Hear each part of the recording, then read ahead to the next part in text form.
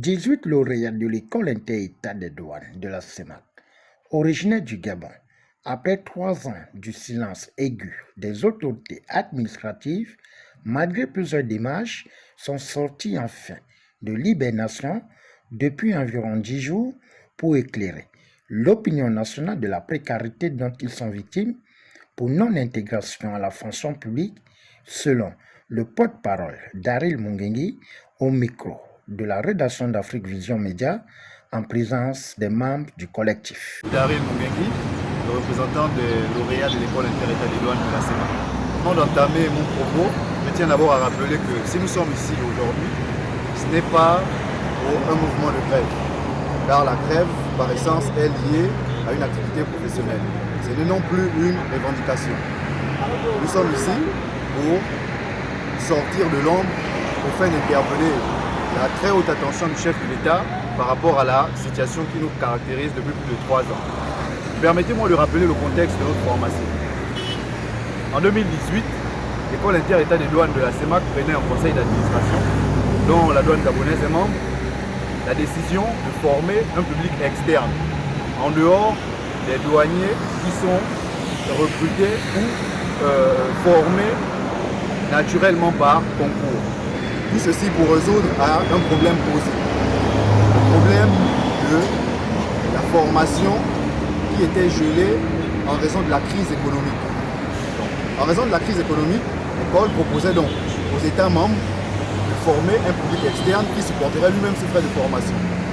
Et tout cela, une solution qui contenterait les 3 parties, c'est-à-dire l'école qui bénéficiera d'un supplément de financement en dehors de la taxe communautaire d'intégration, les impétrants qui se verront offrir la possibilité de servir leur administration après formation, et les administrations, elles, qui bénéficieront d'un personnel gratuitement formé en la matière.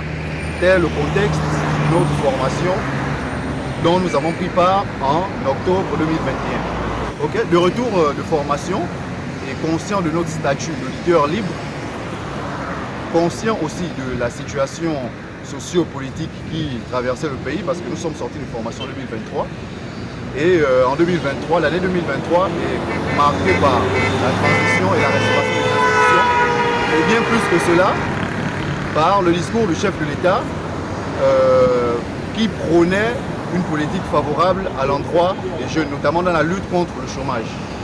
Donc, conscient de tout ceci, nous nous sommes rapprochés des autorités compétentes, parmi lesquelles la fonction publique, la primature de la transition, qui tous les deux s'étaient prononcés favorablement par rapport à notre recrutement, compte tenu du discours du chef de l'État et compte tenu des dispositions législatives et réglementaires en vigueur dans notre État, à travers la loi numéro 1/2005 qui portait statut général de la fonction publique, et précisant en son article 108 les 2 modes de recrutement de la fonction publique, c'est-à-dire la voie normale qui est le concours et la voie sur titre pour ceux qui ont une qualification bien spécifique.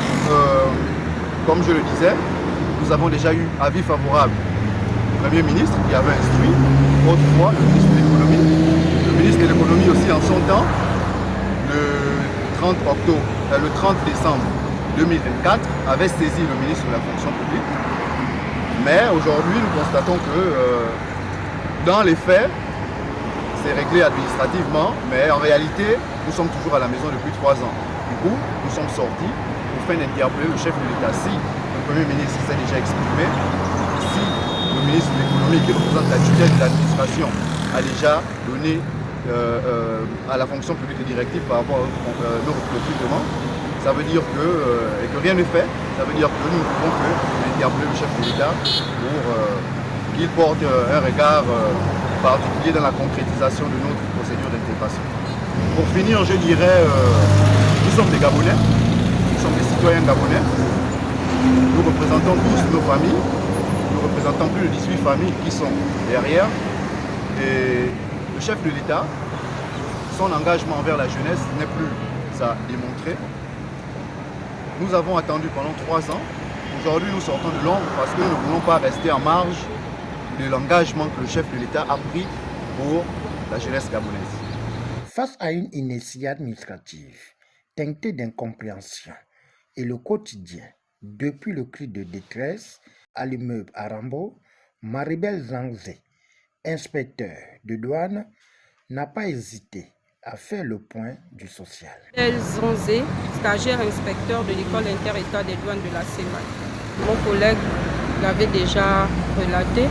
Nous sommes ici depuis lundi pour essayer d'attirer l'attention du chef de l'État par rapport à notre situation.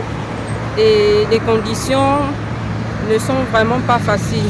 Aussi bien les conditions climatiques, parce que nous sommes en pleine saison sèche. Vous savez tout ce que ça rapporte comme effet sur la santé. Il y a beaucoup de personnes qui sont grippées. Pour nous, les femmes, les conditions d'hygiène ne sont pas très favorables, mais nous faisons avec parce que nous nous disons, quand on veut atteindre un objectif, il faut faire des sacrifices. Nous interpellons le chef de l'État, pas en faisant une polémique, pas en incriminant l'administration, mais nous interpellons le chef de l'État comme un père de famille afin qu'il prête une oreille attentive à notre situation. Parce que nous sommes ici 18 lauréats, 18 personnes, mais en réalité c'est aussi 18 familles qui y a derrière, 18 familles qui souffrent depuis 3 ans, 18 familles qui gardent espoir, 18 familles qui espèrent derrière notre appel, et nous attendons que le chef de l'État soit favorable à notre appel. Notons que ces 18 compatriotes ont été formés sur fonds propres pour pallier le sous-effectif de l'administration douanière au Gabon. C'est face à ce mur de silence que le collectif invite le numéro 1 du Gabon, Brice Clotaire Oligui Nguema, d'avoir un regard particulier suivi d'un arbitrage comme ceux de la République du Tchad et la Centrafrique qui ont été intégrés après le retour au pays.